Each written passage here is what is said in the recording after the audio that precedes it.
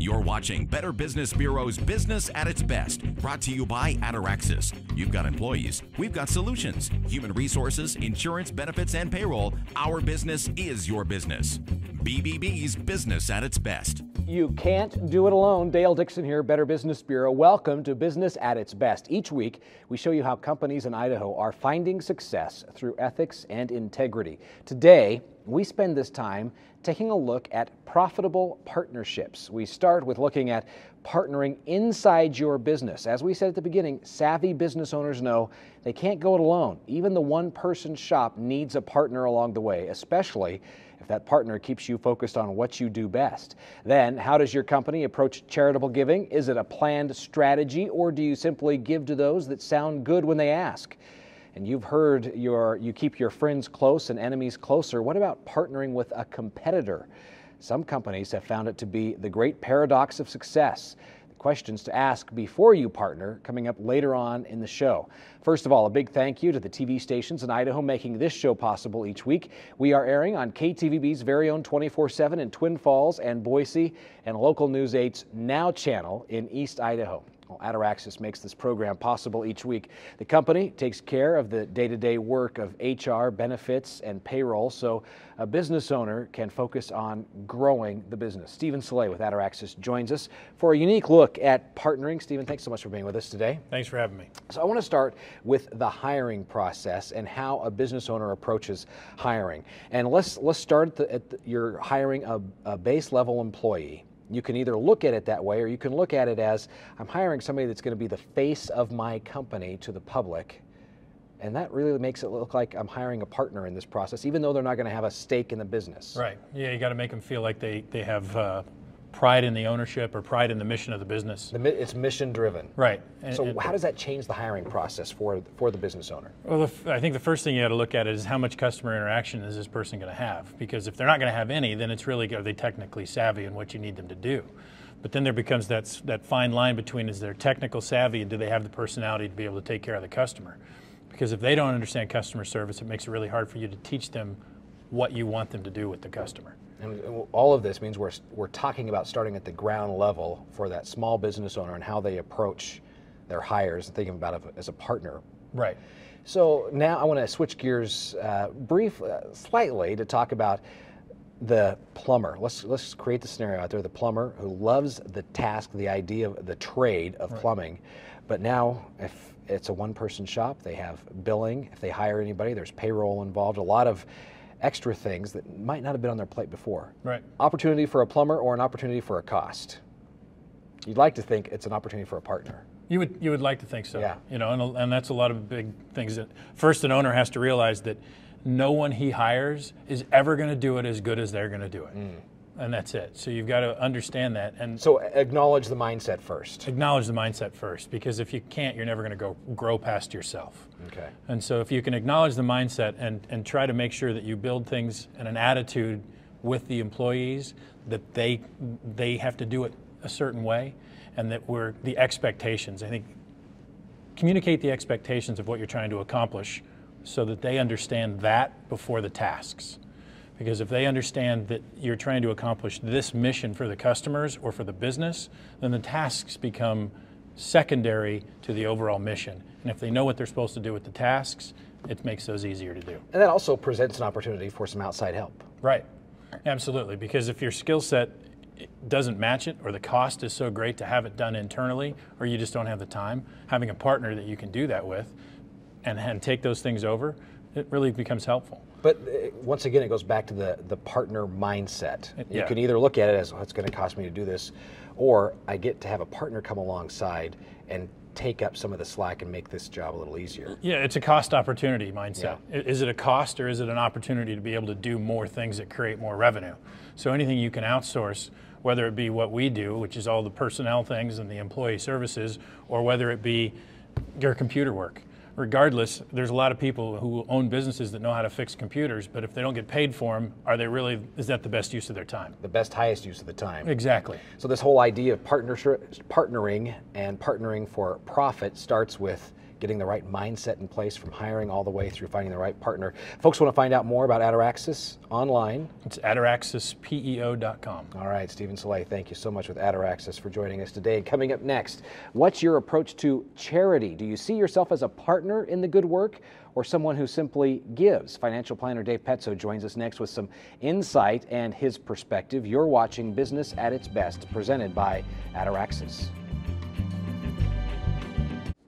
Well, you can't do it alone. Dale Dixon here with Better Business Bureau, and welcome back to Business at its Best. We're spending this program talking about how you should be partnering for success and profit in what you do. And you know, BBB is all about helping people buy wisely and companies sell ethically. And we want you to be sure and watch for BBB's standards for trust. You know that when a business is accredited, it is advertising honestly, telling the truth, it's being transparent, being responsive, safeguarding privacy, and honoring promises. You know, it's one thing for a business just to give money to a charity. Somebody calls up and donates $20, or a business can have a strategy for giving and really looking at partnering with a charity in order to be more effective. Dave Petso with Petso Financial joins us today to talk about that. And Dave, thanks so much for being with us. Thank you. So I've been watching your company, Petso Financial, and I've noticed some specific things over the course of the last couple of years in that it appears that you're really partnering with some organizations in the community and doing some big things. Tell us, first of all, about Petso Financial, what you do. Well, we're a financial organization, have been for around the valley here for over 30 years. I can't believe I'm getting that old, but I am. And so we branched off about 12 years ago and created our own entity, and I work with a great group of people that really have been with the same core people for the last 20, 25 years.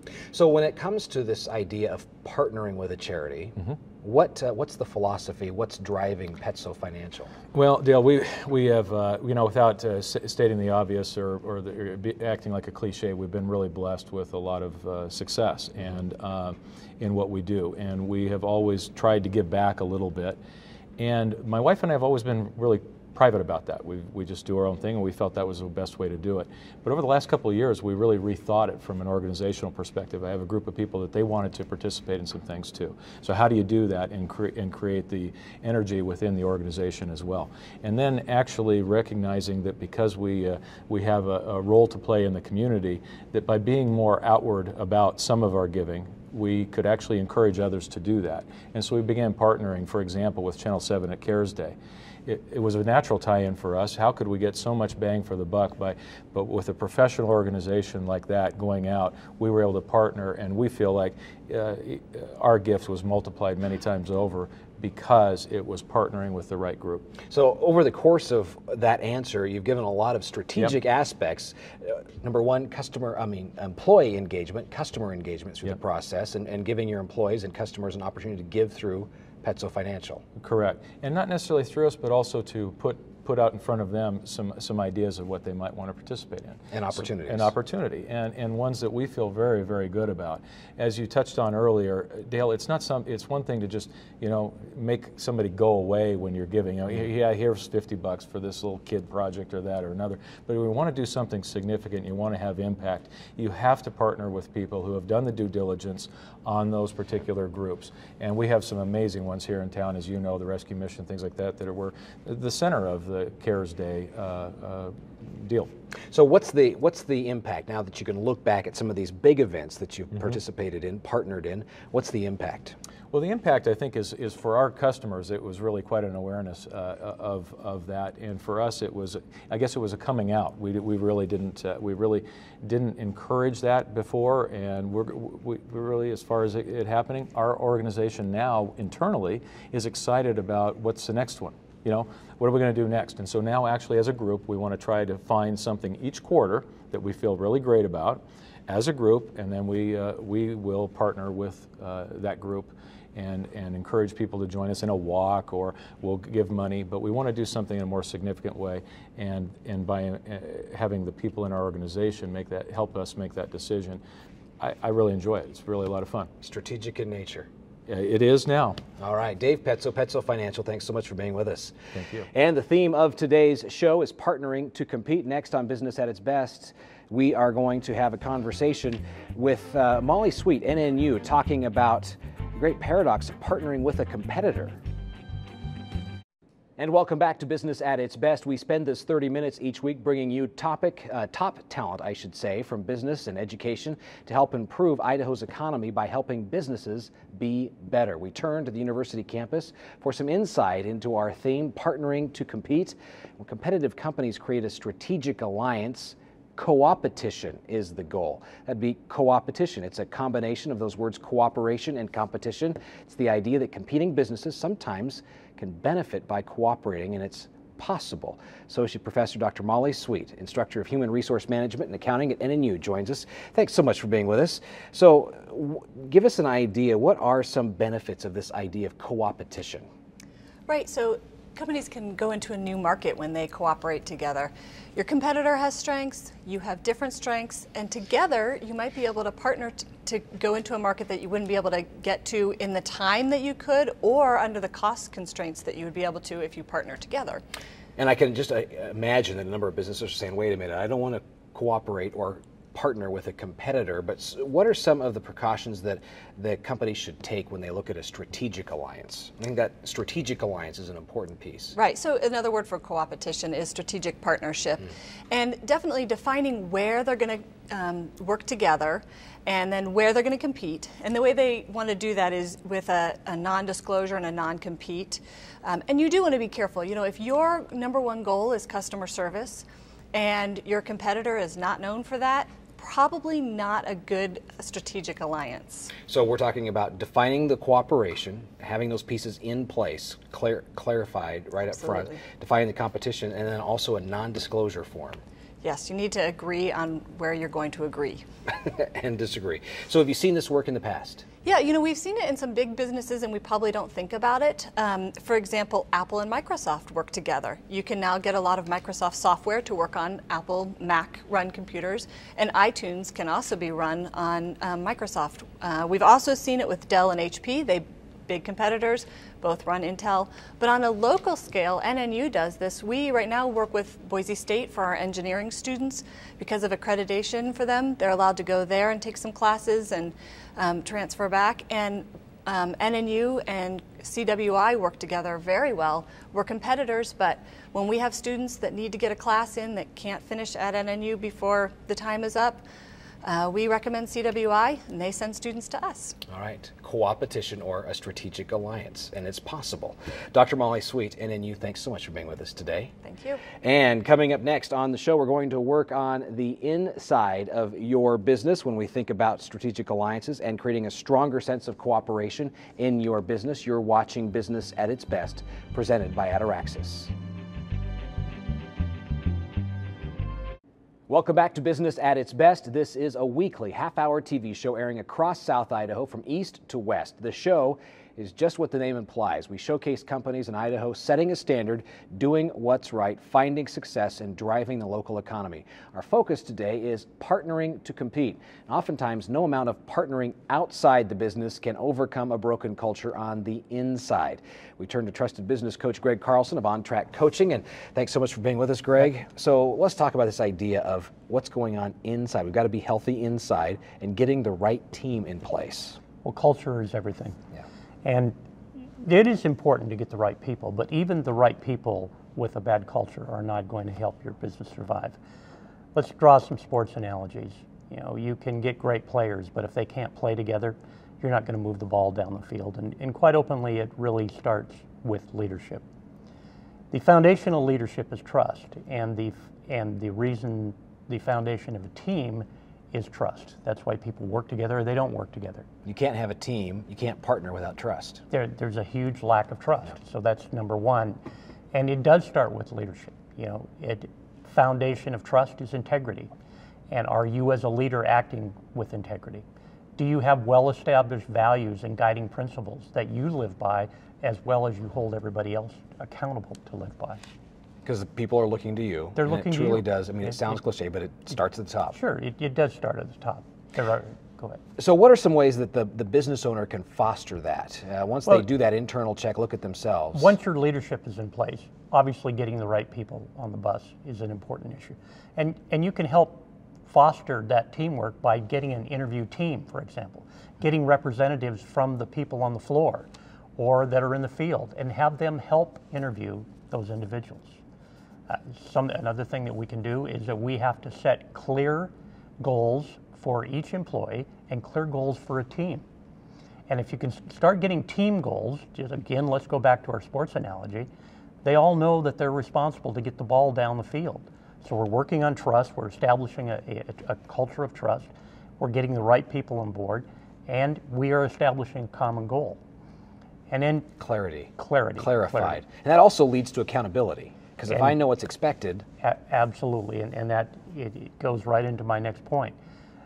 Contrary to what some people believe, a high degree of accountability creates a much more positive culture than a low degree, because a low degree causes resentment. If I'm being held accountable and you're not, I resent you. If we're all doing our job, if I'm pulling my weight and I don't think somebody else is, that causes resentment. If you have a high degree of accountability, For everybody, equal, including yourself as a leader. If you have accountability in place, if you've got clear set goals, you're picking the right people, you're on your way to forming a great team. Okay. Now, once you've got that team in place, the accountability piece plays a significant factor. It's huge. But it's ongoing. I mean, this is something that is constantly ongoing, and something that needs to be managed by the manager, by the owner. Absolutely. Again, culture is something that can drive the successful team has a positive culture. And that positive culture comes from the consistency of teamwork from the leadership, promoting teamwork within. Okay, Greg Carlson, OnTrac Coaching. Folks want to find you online? Yeah, OnTracCoaching.com. All right, thank you so much for being with us. And Better Business Bureau has a number of resources to help people find the best companies in Idaho, and BBB helps companies sell ethically. Find us online, bbb.org. Also, we're on Facebook. Once you get to Facebook, just type in BBB Snake River. Do a quick search. You'll find us there. We love it when you hit the like button. And coming up next on Business at Its Best, a serial entrepreneur stops by the studio to show us how partnering to compete creates win-win solutions for his companies. You're watching Business at Its Best, presented by Ataraxis.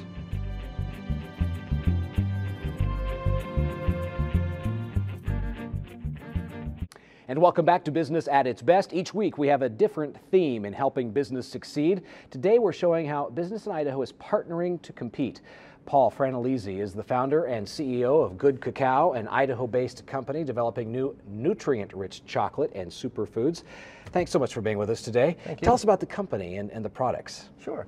The company's about 2 years old. We started the company with the concept of how can we deliver these nutrient-dense foods in a delivery mechanism that was comfortable with most people. Tasted good. Chocolate works. was an easy fix. So we started taking these nutrients and nutraceuticals, putting them in chocolate and delivering a great product.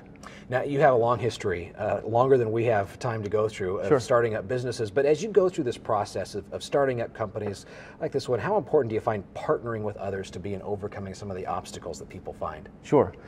I've always used partnering as a key component to our businesses. In this particular business, it was crucial because we're in a chocolate industry which is really owned by 2 or 3 very, very large companies, multi-billion-dollar companies. To compete with those companies was very difficult. We found that partnering with other ingredient companies that were equally as large, who very much wanted their ingredients in chocolate, again, chocolate works, gave us the benefit of their horsepower, their marketing dollars, their teams, their expertise, things like that. So you're talking about win-win situations. Absolutely. For everybody involved as part of partnering. What are some of the tips that you can give someone who's starting out in a business when it comes to thinking about how do I partner with others? Sure. One of the approaches I always take is look at business as an opportunity. Look at every relationship as an opportunity. I don't see other businesses in the chocolate industry as competitors. I see them as opportunities, as people that we can work with, that we can share information with. It's a huge market out there. So I say to any small entrepreneur, small business owner, get out there and reach out, shake hands, talk to other people, share information. It's a paradigm shift for a lot of people. Absolutely. In the way they think about that. How much does trust come into play when you partner with somebody on a project? Trust is huge. It's a difficult hurdle to overcome, I think, at an early stage. One of the things we focus on heavily, again, is picking the right people, picking the right partners.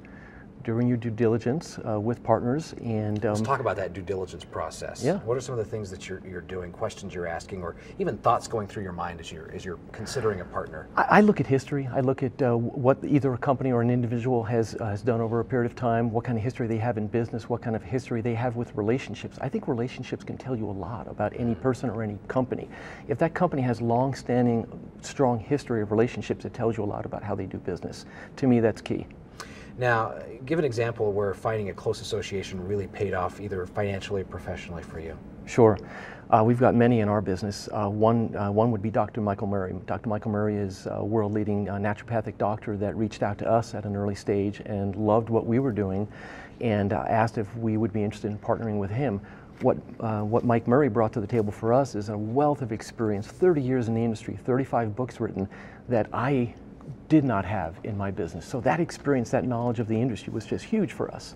Very good. Paul Frantellizzi, CEO of Good Cacao. Folks want to find you online, interested in the product? GoodCacao.com. And that's C-A-C-A-O. Correct. All right. Thank you so much for being Thank with you. us. That does it for this edition of Business at its Best. Thanks so much for spending this time with us. Have a great week, and be sure to check out bbb.org before you buy.